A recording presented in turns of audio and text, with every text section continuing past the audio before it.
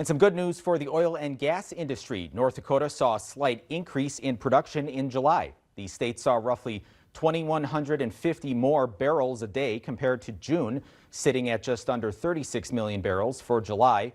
Gas production was nearly 2% more than June, extracting more than 3.5 billion cubic feet of gas per day.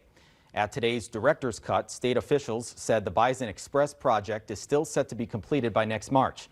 Pipeline Authority Director Justin Kringsted responding to the question of what gas flow market shares look like between the Rockies and the Midwest. We got about 5 to 10% of North Dakota's natural gas production that stays locally within, I would call, kind of the North Dakota, eastern Montana region. The rest of that being moved out of state. Kringsted says when the Bison Express project kicks off, there will be higher numbers on Bakken gas moving into the Rockies.